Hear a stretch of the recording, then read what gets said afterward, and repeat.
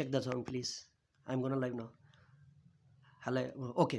बिस्मिल्लाहिर्रहमानिर्रहीम बिस्मिल्लाहिल-फत्ताहिल-अलीम अस्सलाम वालेकुम रहमतुल्लाहि व बरकातहू। डी सब्सक्राइबर, उम्मीद करता हूँ, दिल से दुआ करता हूँ कि आप सब लोग ईमान और सेहत की आला तरीन सतह पे होंगे।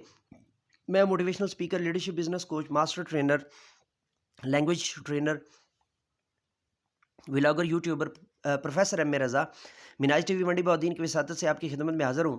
और अफादात नाफ़े आज दौरा उलूम हदीस आज शेखुल इस्लाम प्रोफेसर डॉक्टर मोहम्मद ताहिरुल कादरी के लेक्चर 1 पार्ट 3 का यूनिट 6 हम पढ़ने जा रहे हैं जी। कुतब हदीस, कुतब जरा, कुतब जो है वो किताब की जमा है जी। जर व तादील उलूम हदीस का एक जो है वो इस्तिलाह है, टर्म है।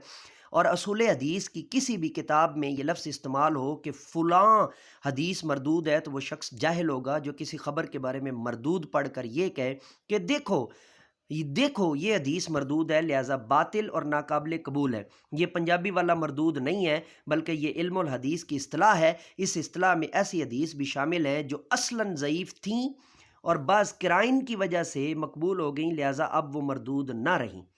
कराइन, करीना की जमा या प्रेसिडेंट्स जो है वो, तो ये भी चीज़ जो है ना वो क्लियर आ गई। और इसमें कोई मुश्किल लफ्ज़ एक मिनट देख लेते हैं जी। मरदूद का बता दिया है कि ये पंजाबी वाला मरदूद नहीं है, और नाकाबिल कबूल भी जो है ना वो इतना मुश्किल लफ्ज़ नहीं है, तो लिहाजा अब मरदूद ना रही। तो डी सब्सक्राइबर, ये था हमारा आज का लेक्चर 1 का पार्ट 3 का यूनिट 6। तो इसी के साथ इजाज़त दीजिए, मेरे साथ मिलकर के ये इंसानियत की बेहतरी के लिए, तालीम और तरबियत के लिए एक कदम और। Let me go now and say with me, do something more for humanity, do something more for knowledge and practices. Bye bye. Channel subscribe करना और बेल के आइकन को ऑल पर प्रेस करना मत भूलिएगा।